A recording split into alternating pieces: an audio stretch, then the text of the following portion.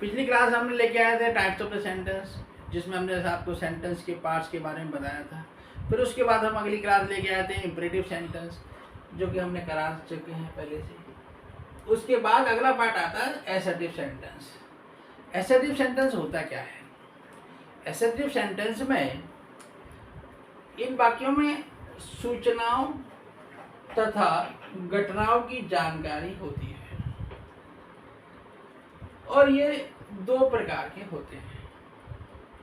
कोई भी घटना घटित होती है, कोई भी इंसिडेंट्स होती है, इसकी हमें जानकारी मिलती है इसमें, और कोई भी कार्य होता है उसकी जानकारी हमें मिलती है।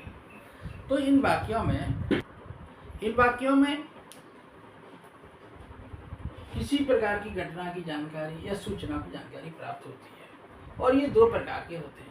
पहला नंबर होता है अफर्मेटिव। इन वाक्यों में किसी कार्य के होने की जानकारी या सूचना प्राप्त होती है। जैसे कि मैं घर जाता हूँ, आई गो होम। तुम पढ़ते हो, यू रीड। वह पढ़ेगा, ही विल रीड।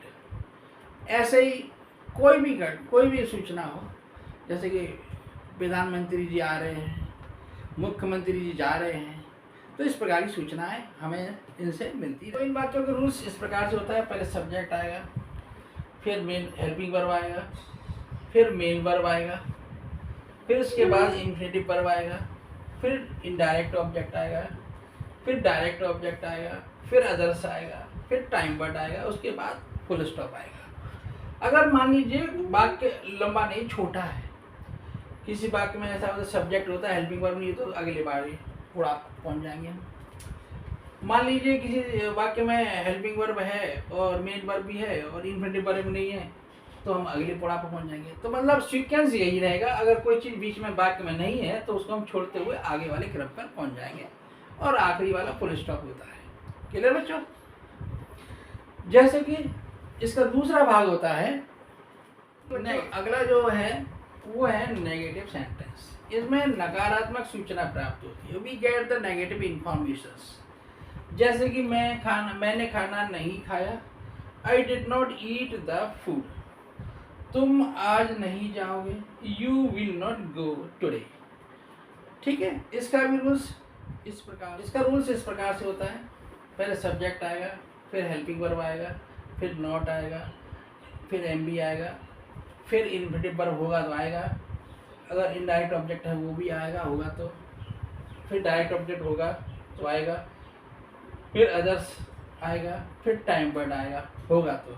नहीं तो कभी कभी क्या होता है, वाक्यों में सब्जेक्ट होता है, हेल्पिंग वर्ब होती है, नॉट होता है, एम बी होती है, और सीधा ऑब्जेक्ट हो जाता है। केवल एक ही ऑब्जेक्ट होता है, तो वहाँ पे हमें ये सोचने की आवश्यकता नहीं है कि डायरेक्ट है कि इनडायरेक्ट है। जैसे कि मैं स्कूल जाता हूँ, आई गो टू स्कूल। स्कूल यहाँ सीधा एक ही ऑब्जेक्ट है।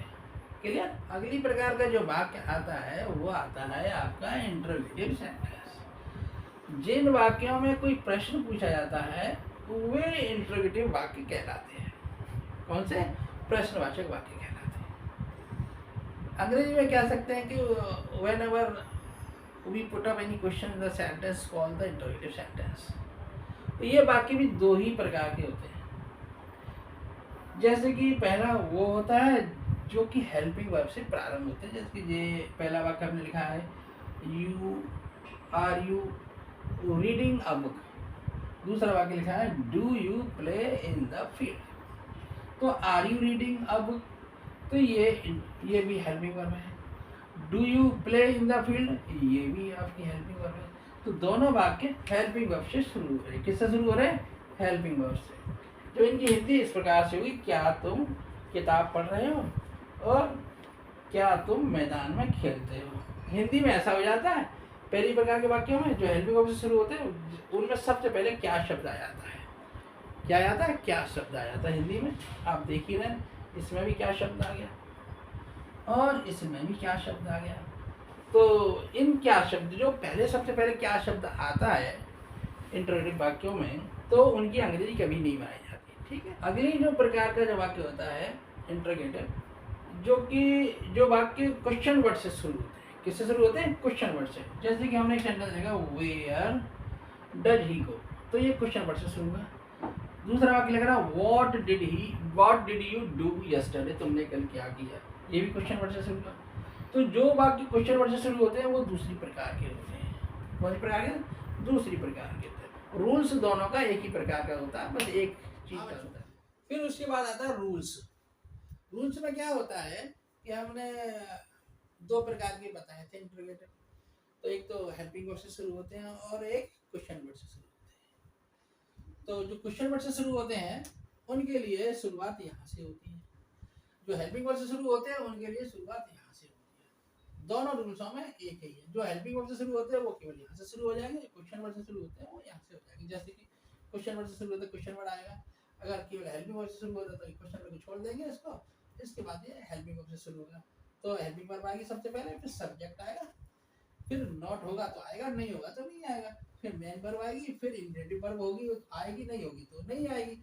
ऑब्जेक्ट एक ही होता है कभी तो वो ही आ जाएगा। अगर उसमें डायरेक्ट और इनडायरेक्ट दो होते हैं तो पहले इनडायरेक्ट आएगा, फिर डायरेक्ट ऑब्जेक्ट आएगा, उसके बाद अदर्स आएगा, फिर उसके बाद टाइम वर्ड आएगा, फिर उसके बाद क्वेश्चन मार्क आएगा। तो इस प्रकार से ये आपके इंट्रोगेटिव सेंटेंस खत्म होते हैं।